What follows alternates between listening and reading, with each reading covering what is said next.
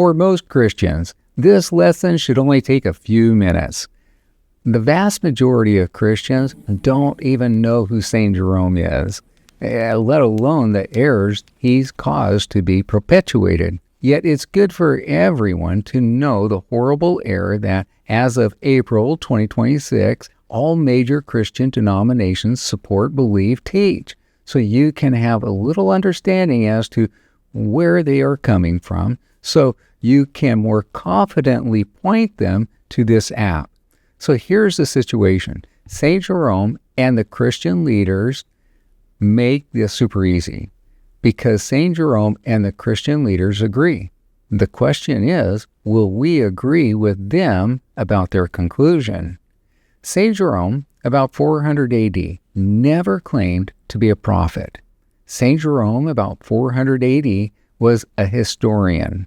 St. Jerome, about 400 AD, looked at Daniel chapter 11 from his historian perspective. St. Jerome, about 400 AD, looked back into history and felt he could explain part of Daniel chapter 11 by starting at about 500 BC. That's a 900 years difference going back in time.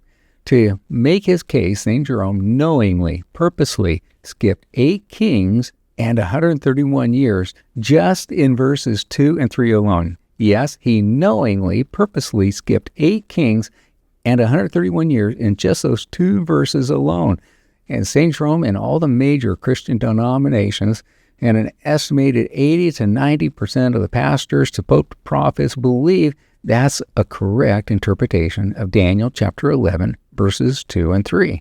St. Jerome, for what we read in Daniel chapter 11, verses 4 through 45, skips kings, skip years, add kings, add years. He knew he was doing that. Today's religious leaders know and knew St. Jerome was doing that, and they're okay with it.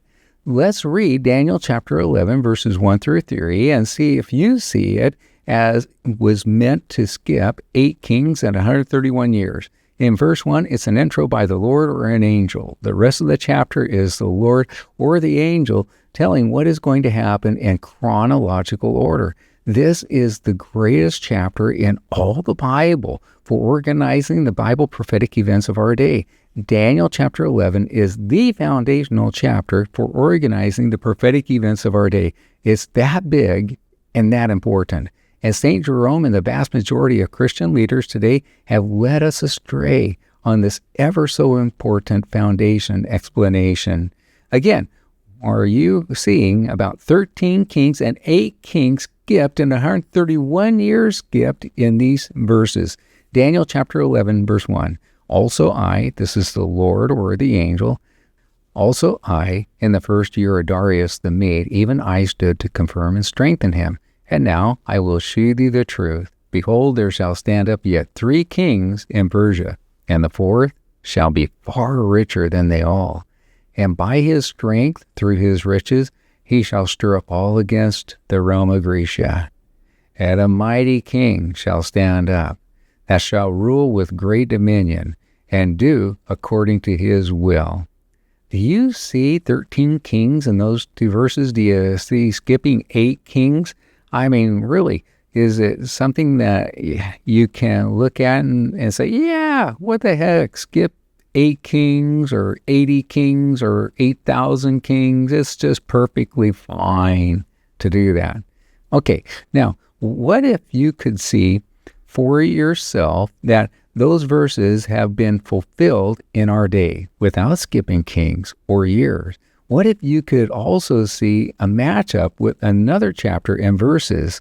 Would that add to your confidence that the old common interpretation is wrong?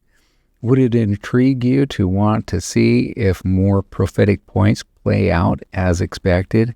If you are open to validation of the claim that Daniel chapters 8 and 11 are playing out in our day, you have completed this lesson.